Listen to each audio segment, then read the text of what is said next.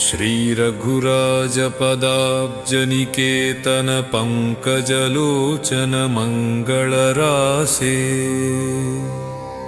चण्डमहाभुजदण्डसुरारिविखण्डन पंडित पाहि दयाळु पातकिनं च समुद्धर मां महतां हि सतामपि मानमुदारम् त्वां भजतो मम देहि दयाघन हे हनुमन् स्वपदाम्बुजदास्यम्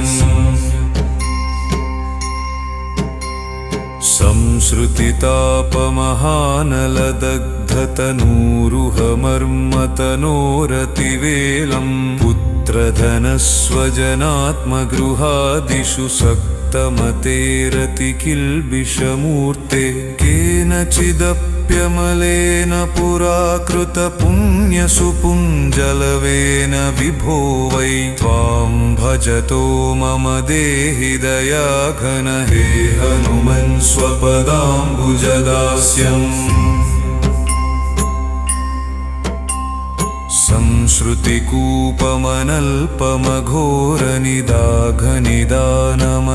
संश्रुतिकूपमनल्पमघोरनिदाघनिदानमजस्रमशेषं प्राप्य सुदुःखसहस्रभुजङ्गविषैकसमाकुलसर्वतनूर्मे घोरमहाकृपणापदमेव गतस्य हरे पतितस्य भवाब्धौ त्वां भजतो मम देहि दयाघन हे हनुमन् स्वपदाम्बुजदास्यम्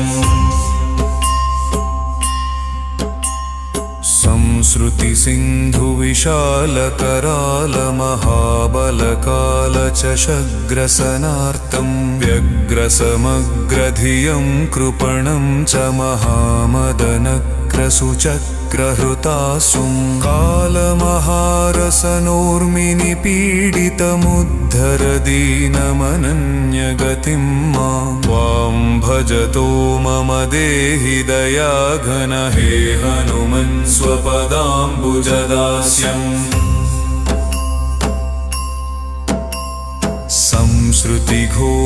संश्रुतिघोरमहागहने चरतोमनिरञ्जितपुण्यसुमूर्तेः मन्मथभीकरघोरमहोग्रमृगप्रवरार्दितगात्रसुसंध्यः मत्सरतापविशेषनिपीडितबाह्यमतेश्च कथं चिदमेयं त्वां भजतो मम देहि दयाघन हे हनुमन् स्वपदाम्बुजदास्यम्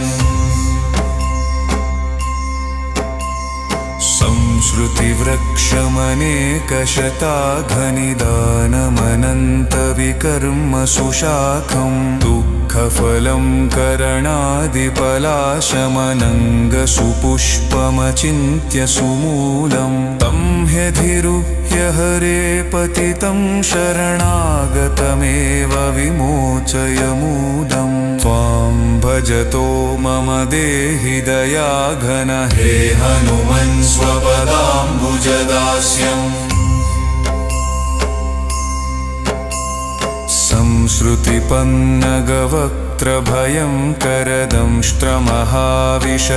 संश्रुतिपन्नगवक्त्रभयङ्करदंष्ट्रमहाविशदग्धशरीरं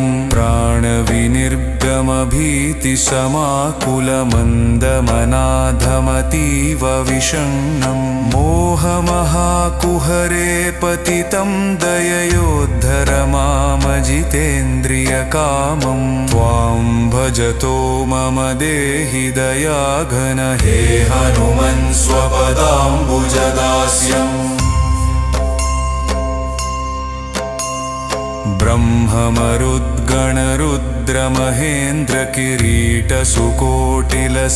ब्रह्ममरुद्गणरुद्रमहेन्द्रकिरीटसुकोटिलसत्पदपीठं दाशरथिं जपतिक्षितिमण्डलयेश निधाय सदैव हृदब्जे तस्य हनुमतयेव शिवं करमष्टकमेतदनिष्टहरं वै यत्सततं हि पठेत् स नरो लभते च्युतरामपदाब्जनिवासम् संश्रुतिपं संश्रुति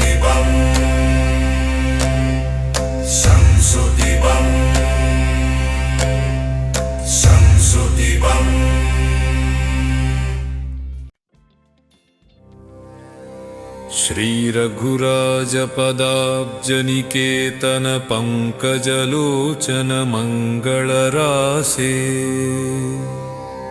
चण्डमहाभुजदण्डसुरारिविखण्डन पण्डित पाहि दयाळु पातकिनं च समुद्धर मां महतां हि सतामपि मानमुदारम् त्वां भजतो मम देहि दयाघन हे हनुमन् स्वपदाम्बुजदास्यम्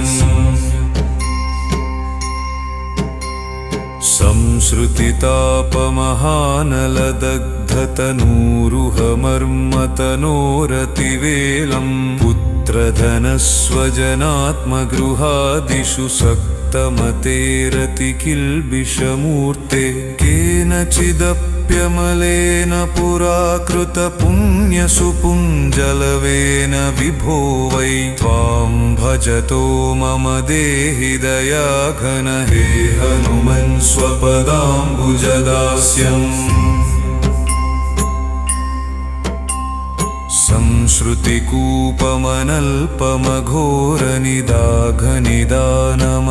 संसृतिकूपमनल्पमघोरनिदाघनिदानमजस्रमशेषं प्राप्य सुदुःखसहस्रभुजङ्गविषैकसमाकुलसर्वतनूर्मे घोरमहाकृपणापदमेव गतस्य हरे पतितस्य भवाब्धौ त्वां भजतो मम देहि दयाघन हे हनुमन् स्वपदाम्बुजदास्यम्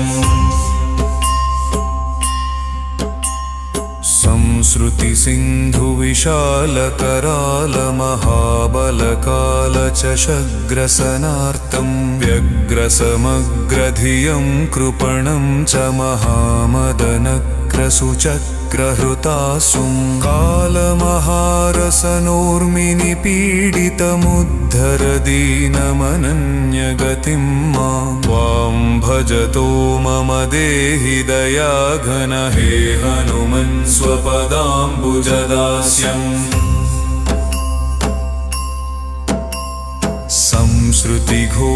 संसृतिघोरमहागहने चरतो मनिरञ्जितपुण्यसुमूर्तेः मन्मथभीकरघोरमहोग्रमृगप्रवरार्दितगात्रसुसंध्यः मत्सरतापविशेषनिपीडितबाह्यमतेश्च कथञ्चिदमेयं त्वां भजतो मम देहि दयाघन हे हनुमन् स्वपदाम्बुजदास्यम्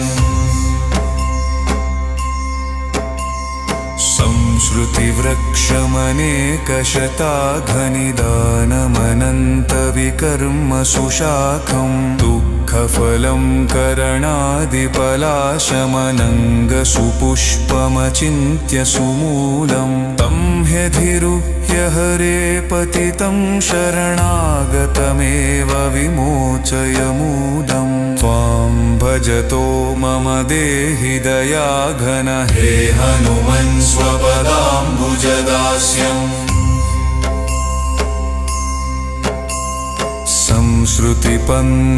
संसृतिपन्नगवक्त्रभयं करदंष्ट्रमहाविशदग्धशरीरं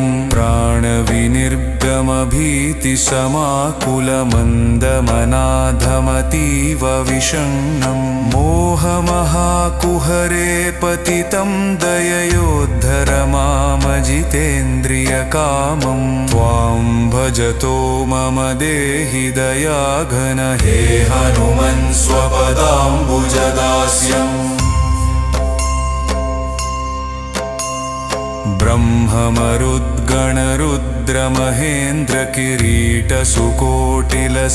ब्रह्ममरुद्गणरुद्रमहेन्द्रकिरीटसुकोटिलसत्पदपीठं दाशरथिं जपतिक्षितिमण्डलयेश निधाय सदैव हृदब्जे तस्य हनुमतयेव शिवं करमष्टकमेतदनिष्टहरं वै यः सततं हि पठेत् स नरो लभते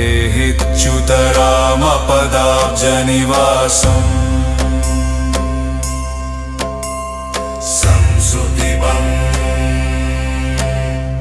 संसृति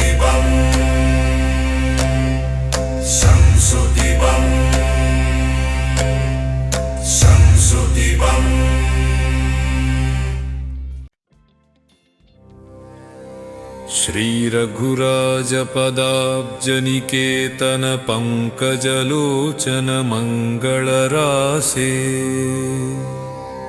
चण्डमहाभुजदण्डसुरारिविखण्डन पण्डित पाहि दयाळु पातकिनं च समुद्धर मां महतां हि सतामपि मानमुदारम् त्वां भजतो मम देहि दयाघन हे हनुमन् स्वपदाम्बुजदास्यम्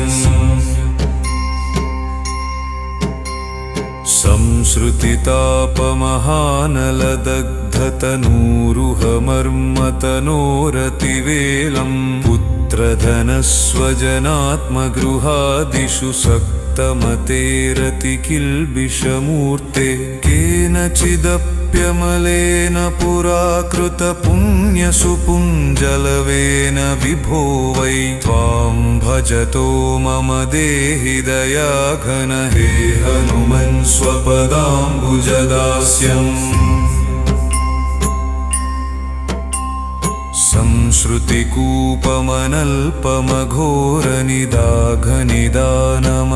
संसृतिकूपमनल्पमघोरनिदाघनिदानमजस्रमशेषं प्राप्य सुदुःखसहस्रभुजङ्गविषैकसमाकुल सर्वतनूर्मे घोरमहाकृपणापदमेव गतस्य हरे पतितस्य भवाब्धौ त्वां भजतो मम देहि दयाघन हे हनुमन् स्वपदाम्बुजदास्यम्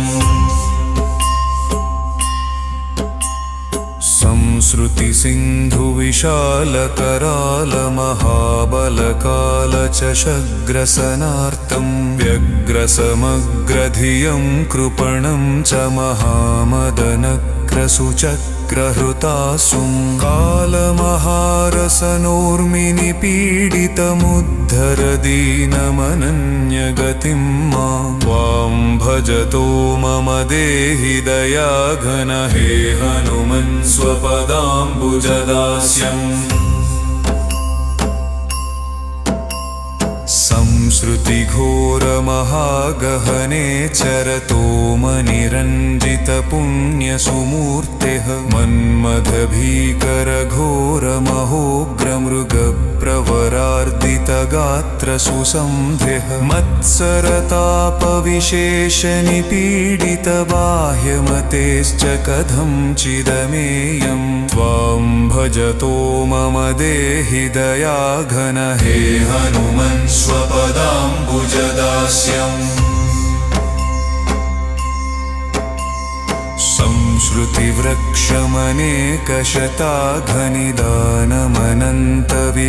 संसृतिवृक्षमनेकशताघनिदानमनन्तविकर्मसुशाखं दुःखफलं करणादिपलाशमनङ्गसुपुष्पमचिन्त्य सुमूलं तं ह्यधिरुह्य हरे पतितं शरणागतमेव विमोचय मूढम् त्वां भजतो मम देहि दयाघन हे हनुमन् स्वपदाम्बुजदास्यम्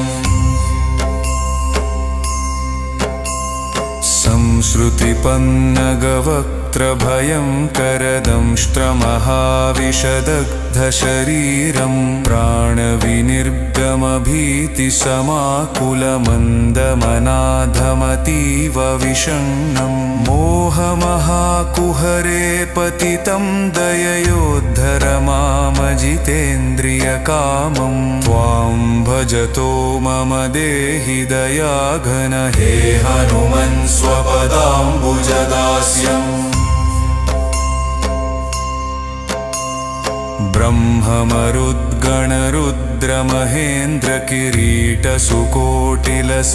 ब्रह्ममरुद्गणरुद्रमहेन्द्रकिरीटसुकोटिलसत्पदपीठं दाशरथिं जपतिक्षितिमण्डलयेश निधाय सदैव हृदब्जे तस्य हनुमतयेव शिवं करमष्टकमेतदनिष्टहरं वै यत्सततं हि पठेत् स नरो लभते च्युतरामपदाब्जनिवासम् संसृतिपं संसृति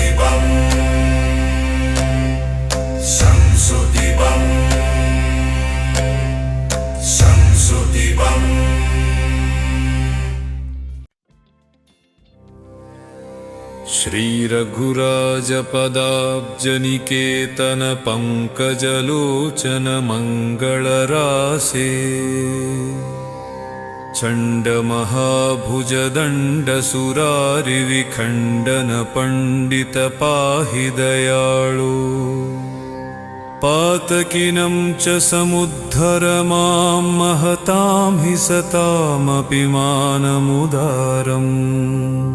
त्वां भजतो मम देहि दयाघन हे हनुमन् स्वपदाम्बुजदास्यम्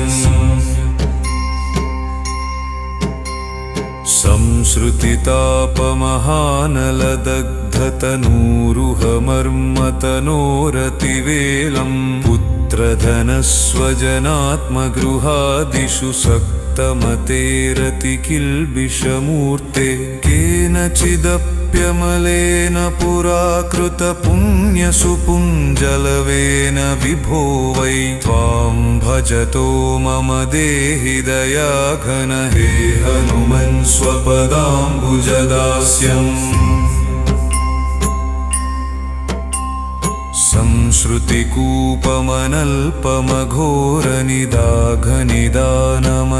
संसृतिकूपमनल्पमघोरनिदाघनिदानमजस्रमशेषं प्राप्य सुदुःखसहस्रभुजङ्गविषैकसमाकुल सर्वतनूर्मे घोरमहाकृपणापदमेव गतस्य हरे पतितस्य भवाब्धौ त्वां भजतो मम देहि दयाघन हे हनुमन् स्वपदाम्बुजदास्यम्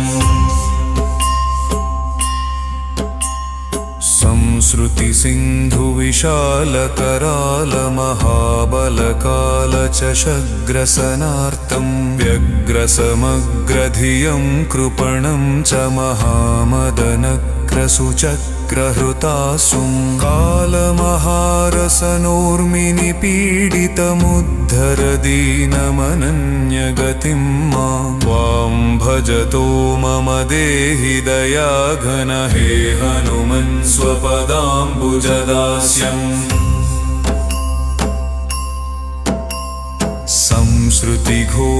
संसृतिघोरमहागहने चरतोमनिरञ्जितपुण्यसुमूर्तेः मन्मथभीकरघोरमहोग्रमृगप्रवरार्दितगात्रसुसंध्यः मत्सरतापविशेषनिपीडितबाह्यमतेश्च कथञ्चिदमेयं त्वां भजतो मम देहि दयाघन हे हनुमन् स्वपदाम्बुजदास्यम्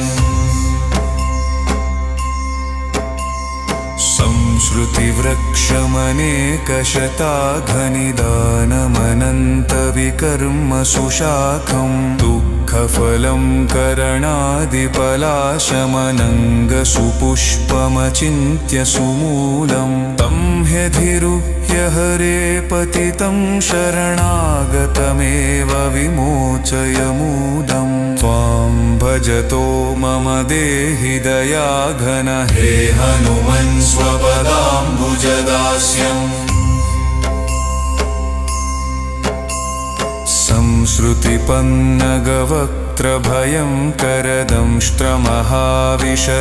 संसृतिपन्नगवक्त्रभयङ्करदंष्ट्रमहाविशदग्धशरीरं प्राणविनिर्गमभीतिसमाकुलमन्दमनाधमतीव विषण्णं मोहमहाकुहरे पतितं दययोद्धर मामजितेन्द्रियकामं त्वां भजतो मम देहि दयाघन हे हनुमन् स्वपदाम्बुजदास्यम्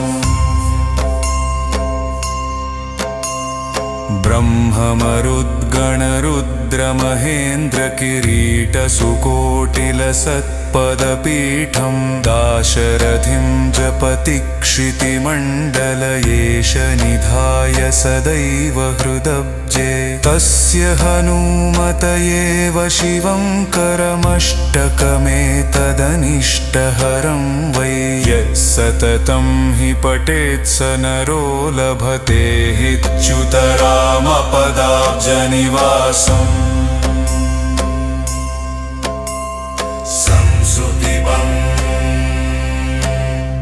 संसृतिपं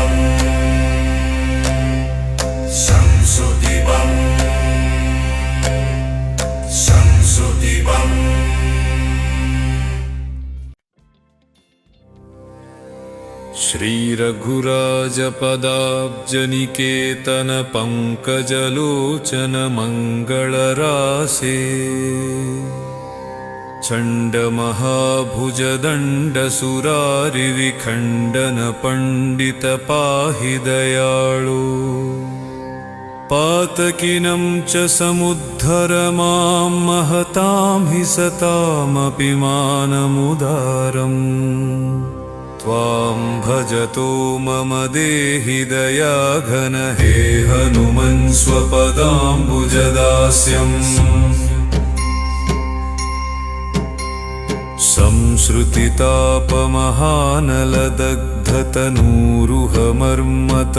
संसृतितापमहानलदग्धतनूरुहमर्मतनोरतिवेलं पुत्रधनस्वजनात्मगृहादिषु सक्तमतेरतिकिल्बिषमूर्ते केनचिदप्यमलेन पुरा कृतपुण्यसुपुञ्जलवेन विभो वै त्वां भजतो मम देहि दयाघन हे हनुमन् स्वपदाम्बुजदास्यम्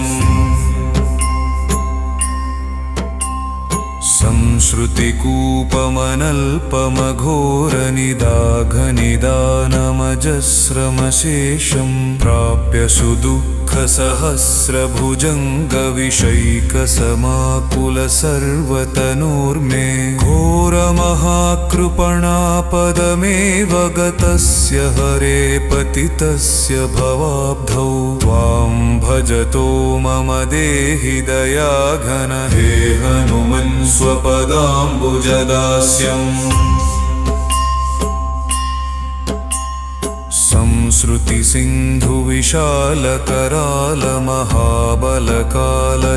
संश्रुतिसिन्धुविशालकरालमहाबलकालचषग्रसनार्तं व्यग्रसमग्रधियं कृपणं च महामदनक्रसुचक्रहृतासुं कालमहारसनोर्मिनिपीडितमुद्धर दीनमनन्यगतिं मां त्वां भजतो मम देहि दयाघन हे हनुमन् स्वपदाम्बुजदास्यम्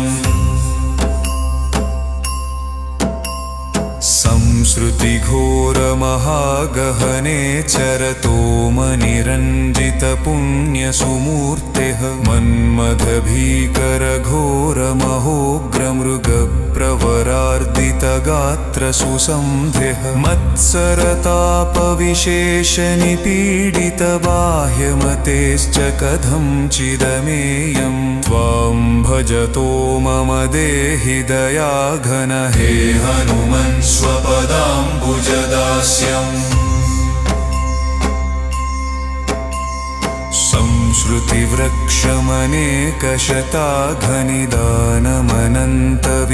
संश्रुतिवृक्षमनेकशताघनिदानमनन्तविकर्मसुशाखं दुःखफलं करणादिपलाशमनङ्गसुपुष्पमचिन्त्य सुमूलं तं ह्यधिरुह्य हरे पतितं शरणागतमेव विमोचय मूढं त्वां भजतो मम देहि दयाघन हे हनुमन् स्वपदाम्बुजदास्यम् संश्रुतिपन्नगवक्त्रभयं करदंष्ट्रमहाविशदग्धशरीरं प्राणविनिर्गमभीतिसमाकुलमन्दमनाधमतीव विषण्णं मोहमहाकुहरे पतितं दययोद्धर मामजितेन्द्रियकामं त्वां भजतो मम देहि दयाघन हे हनुमन् स्वपदाम्बुजदास्यम्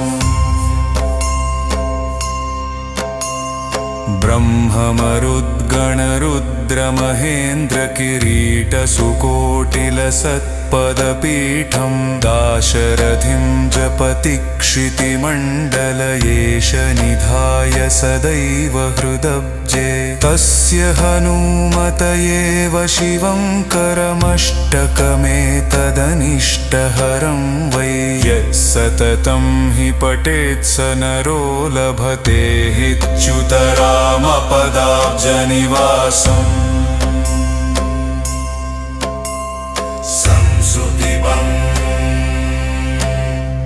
संसृतिबं सुधीर्